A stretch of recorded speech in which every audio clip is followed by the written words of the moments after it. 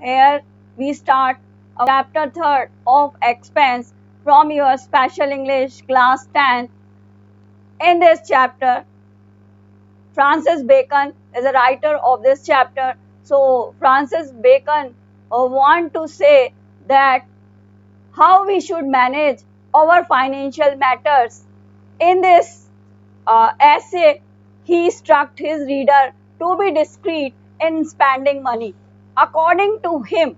one should spend only a fixed portion of his income and should personally look after his affairs. So, in Hindi explanation,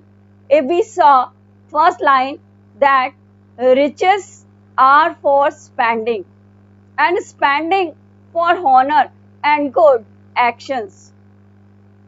riches यहाँ word अमीरी से नहीं लिया गया है. यहाँ वर्ड का मीनिंग राइटर ये कहना चाहते हैं कि हमारे पास जो अर्जित धन संपदा है आर फॉर स्पेंडिंग, वह हमेशा स्पेंडिंग यानी खर्च करने के लिए ही होती है.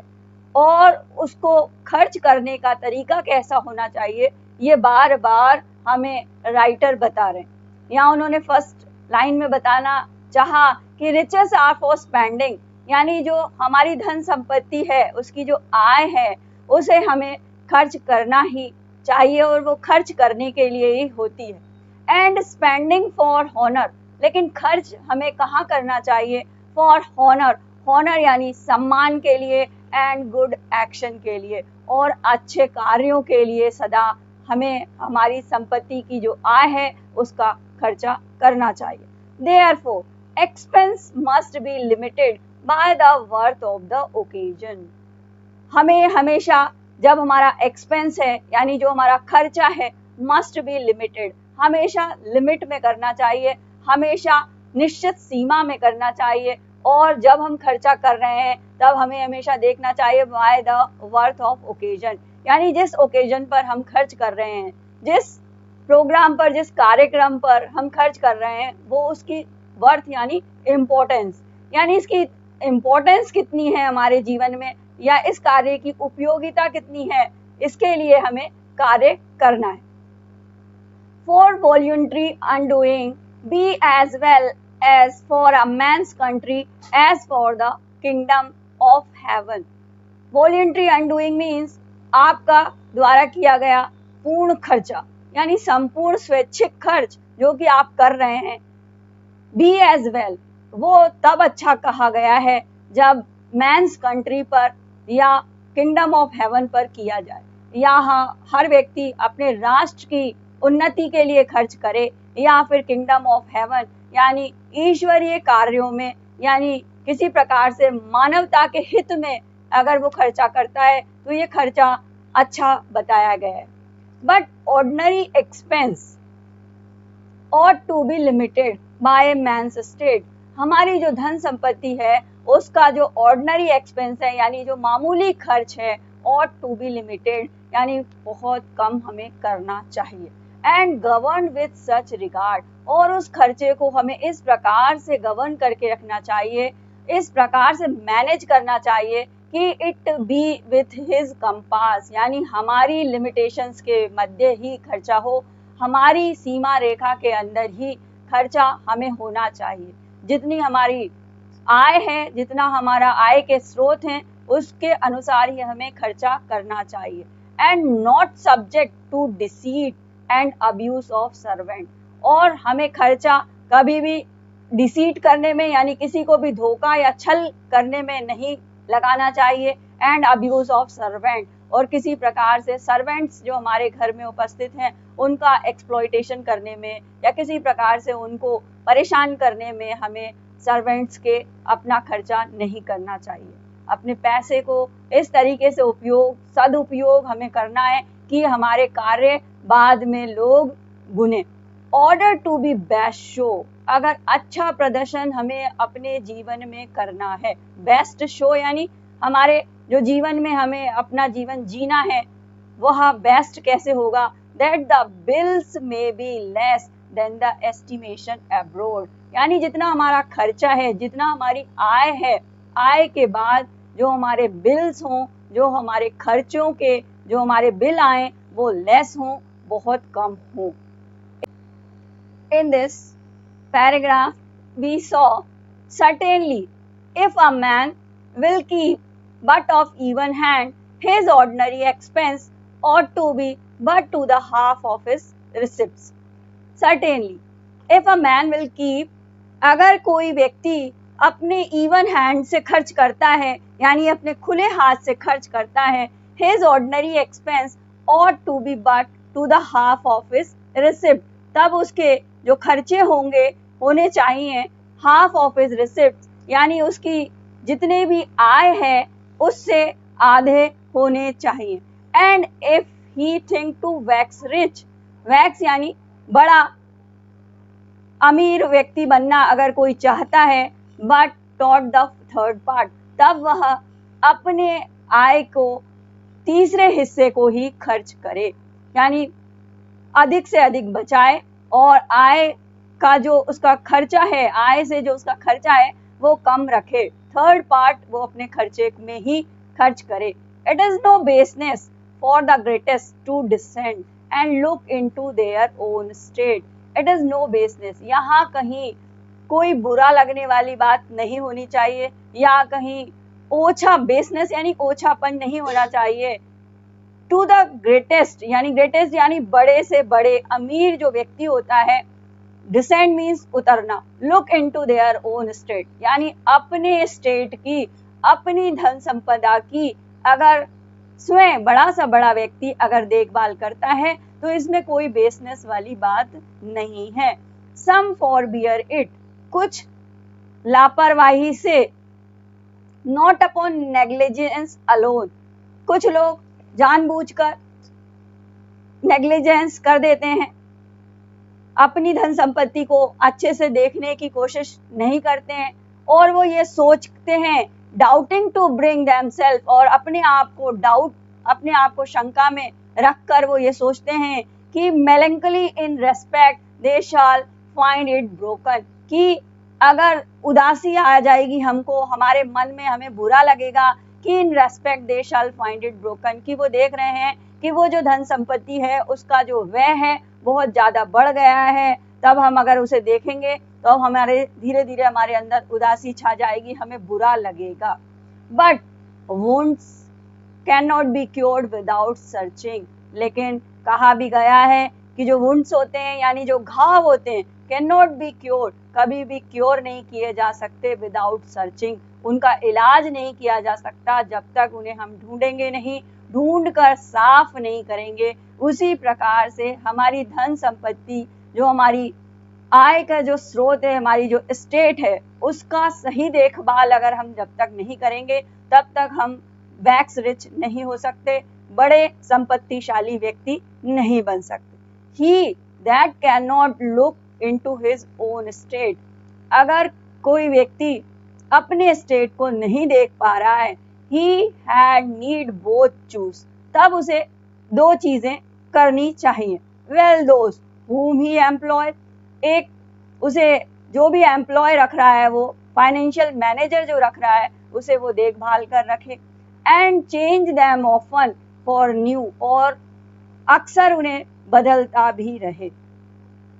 New are more timorous and less subtle, जो नए होते हैं वो कम टिमोरस होते हैं, यानी थोड़े से भीरू होते हैं, और लेस सब्टल, और कम आपको जो है जटिल कम होंगे, कम आपको परेशान करेंगे, और थोड़े से कायर भी होंगे, थोड़े से डरे हुए भी रहेंगे आपसे, और आपका कार्य अच्छे से वो कर दिखाएंगे। इसलिए हमें समय समय पर, अगर हम स्टेट को नहीं देख पा रहे हैं, अपनी संपत्ति की देखभाल फाइनेंशियल मैनेजर से करवा रहे हैं, तब हमें वो फाइनेंशियल मैनेजर अच्छा रखना चाहिए और समय समय पर उसे बदलते भी रहना चाहिए। फ्रांसिस बेकन हमारे एक्सपेंस, हमारे खर्चों के साथ साथ हमें किस प्रकार से अपने जीवन में हमारी संपत्ति का ध्यान रखना चाहिए, ये बताने की कोशिश कर रहे हैं। He that can look into his state but seldom, it behoveth him to turn all certainties. कुछ लोग ऐसे होते हैं जो कभी कभी अपनी स्टेट की कभी कभी, सेल्डम यानी कभी कभी देखना, कभी कभी जो लोग देखभाल करते हैं या कभी कभी देखने जाते हैं, इट बिफोर, उन्हें निश्चित हो जाना चाहिए, हमारी ऑल सर्टेनिटीज यानी अपनी सारी शंकाओं को हमेशा निराधार करते रहना चाहिए और अपनी सारी जो भी शंकाएं हो रही हैं उन्हें बार बार चेक करते रहना चाहिए, उन्हें सॉल्व करते रहना चाहिए। A man had need if he be plentiful in some kind of expense, अगर किसी व्यक्ति को जरूरत है, अ मैन हैड नीड, अगर किसी व्यक्ति को जरूरत है, if he be plentiful in some kind of expense, यदि वह किसी प्रकार का खर्चा ज्यादा करता है, to be saving again in some other, तब उसे बचत किन्हीं दूसरे स्रोतों में करना चाहिए या किसी दूसरी प्रकार से उसे बचत के तरीके ढूंढने चाहिए। अगर किसी एक विशेष जगह अगर उसका पैसा खर्च हो रहा है, तब उसे दूसरी जगह उसे पैसे को बचाने की कोशिश करनी चाहिए। एज एग्जाम्पल देकर फ्रांसिस बेकन हमें समझा रहे हैं, as if he be plentiful diet to be saving in apparel, यदि कोई व्यक्ति प्लेंटीफुल डाइट लेता है यानी बहुत सारा अपने भोजन के ऊपर खर्च करता है, अच्छा राजसी भोजन लेता है, to be saving in apparel, तब उसे खर्चा बचाना चाहिए अपने अपैरल पर, अपैरल मीन्स परिधानों पर। If he be painful in the hall to be saving in the stable, यदि वह बहुत ज्यादा खर्चा कर रहा है अपने हॉल के डेकोरेशन में, हॉल यानी अपने घर की सजावट में, घर के डेकोरेशन में अगर वो ज्यादा खर्चा कर रहा है, to be saving in the stable, तब उसे स्टेबल में खर्चा बचत करनी चाहिए, अपना खर्चा कम करना चाहिए। एंड द लाइक, इसी प्रकार स्टेबल यहाँ वर्ड इसलिए यूज हुआ क्योंकि पुराना समय की ये बात फ्रांसिस बेकन के द्वारा कही गई है, तब गाड़ियां, लग्जरी गाड़ियां न होने की जगह तब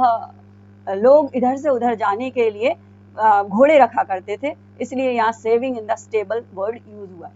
for he that is plentiful in expense for all kind will hardly be preserve from decay, from he that, अगर कुछ लोग अपनी अंदर बचत की आदत नहीं डालते हैं, for he that is plentiful in expense, और हमेशा वो खुले हाथ से खर्चा करते हैं, ऑफ ऑल काइंड, सभी प्रकार के, will hardly be preserve from decay, तो मुश्किल से ही उन्हें कोई प्रिजर्व कर सकता है, उन्हें मुश्किल से ही कोई बचा सकता है, फ्रॉम डिके, डिके यानी नष्ट होने से, खत्म होने से। इन क्लियरिंग ऑफ मैन स्टेट, कभी कभी ऐसी परिस्थिति भी आती है, he may as well himself in being too sudden in clearing of man's state, किसी प्रकार का अगर किसी व्यक्ति पर कर्जा आ जाए और कर्जा होने पर in clearing of man's state, वो जल्दी से अपने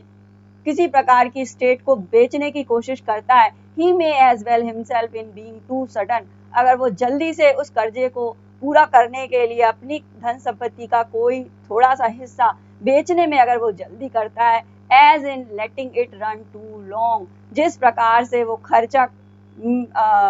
कर्जे में अपने को बचत करने की सोच रहा है, वो जल्दी से बेच रहा है, उसमें वह letting to be wrong it run on too long, letting it run on too long, तब वह जितना लंबे समय तक वो डेब्ट चलता, वो कर्जा चलता, उतने समय तक के लिए ये नुकसानदायक होगा अगर वह जल्दी से खर्चा बचाने के लिए अगर अपनी संपत्ति के टुकड़े को वो बेच देगा। कॉमनली एज डिसएडवांटेजेबल एज इंटरेस्ट, जितना कि वो डिसएडवांटेजेबल होगा, यानी हमें किसी भी कर्जे को चुकाने के लिए हमें इंटरेस्ट देना होता है, इंटरेस्ट से बचने के लिए वो अपनी धन संपत्ति का एक हिस्सा बेचने की जल्दी से कोशिश करता है। तब कवि कह रहे, ऑथर कह रहे हैं कि अगर हम धन संपत्ति को जल्दी से बेचने की कोशिश कर रहे हैं, तब हम उतना ही नुकसान उठाएंगे जितना कि इंटरेस्ट को पे करने में उठा रहे हैं। Beside he that clear it once will replace for finding himself out of straits. Beside he that, इसके अलावा अगर वो clear it once, एक बार में क्लियर करता है, for finding himself out of strait, clear करने के बाद में वो अपने आप को, finding himself, अपने आप को पाएगा, out of strait, बहुत सारी दूसरी तकलीफों के अंदर, he will revert to his custom, और उन कस्टम्स को, उन तरीकों को पूरा करने के कारण वो भिन्न भिन्न प्रकार की तकलीफों में भी आ जाएगा। बट ही दैट क्लियर, इसकी अपेक्षा उसे अपने कर्जे को क्लियर करना चाहिए by the degree induced a habit of frugality. Degree यानी धीरे धीरे कार्य कर कर, और हैबिट ऑफ फ्रूगलिटी यानी बचत की आदत डालकर, एंड और बचत की आदत डालकर ही वह अपने खर्चों में कटौती कर कर ही अपने कर्जे को अगर वो दे देता है तब यह आदत अच्छी होगी। और कर्जे को चुकाने के लिए अगर वो किसी प्रकार से अपनी धन संपत्ति को बेचता है तो ये उसके लिए नुकसानदायक होगा। And gains as well upon his mind and upon his state. Habit of frugality यानी बचत की आदत से अपने आप को लाभ में लेकर आएगा, अपना उसका मस्तिष्क भी लाभ में होगा, एज अपॉन हिज स्टेट, और उसकी संपत्ति भी लाभ में धीरे धीरे आ जाएगी यदि वह अपने अंदर हैबिट इंड्यूस करता है फ्रिवोलिटी की। Certainly who hath a state of repair may not despise small things, and commonly it is less dishonorable to average petty charges. Certainly, निश्चित रूप से, who has a state of repair, कुछ लोग repair करने के लिए, कुछ लोग जल्दी से चीज़ों को ठीक करने के लिए may not despise small things, छोटी छोटी चीज़ों में हमें ध्यान नहीं लगाना चाहिए, and commonly it is less dishonorable, और ये कम हमें अपमानजनक बात होगी कि हम एवरेज पेटी चार्जेस यानी अपने खर्चों को कम कर दें। ये हमारे लिए कम अपमानजनक बात होगी कि इसके बनिस्बत हम कुछ बड़ा खर्चा करके कुछ बुरी आदतों में हम अपने आप को डाल दें। देन टू स्टॉप पेटी गेटिंग्स, कहीं बुरी आदतों में हम अपने आप को डालकर उस खर्चे को हम पूर्ण करने की कोशिश करेंगे तो इससे अच्छा है कि कम अपमानजनक बात ये होगी कि हम खर्चे में कटौती कर लें और छोटी छोटी बातों में कटौती कर कर ही हम अपने कर्जे को चुकाएं। A man ought rarely to begin will continue. A man ought rarely to begin charges which once began will continue. एक व्यक्ति को हमेशा ये मानकर चलना चाहिए कि अगर उसने एक बार किसी प्रकार से खर्चा करना शुरू कर दिया, once began will continue, तो वह हमेशा बना रहता है। But in matter that return not he may be more magnificent, लेकिन कुछ लोग ऐसे भी होते हैं जो कि रिटर्न करना भी जानते हैं, उन कर्जों को चुकाना भी जानते हैं, तब ही मे बी मोर मैग्निफिसेंट, तब ऐसा व्यक्ति सफल व्यक्ति कहलाता है, ऐसा व्यक्ति बहुत अच्छा होता है। हर व्यक्ति को अपने हैबिट ऑफ फ्रूगलिटी होनी चाहिए जिससे कि उसका मस्तिष्क भी कूल रहे और उसकी धन संपत्ति दिन रात बढ़ती रहे। इसलिए इस ऑफ एक्सपेंस चैप्टर ये हमें सिखाता है कि हमें हमारे खर्चे में हमेशा कटौती करते हुए जितनी हमारी आय है उसके अनुसार हमें खर्चा करना चाहिए। थैंक्स।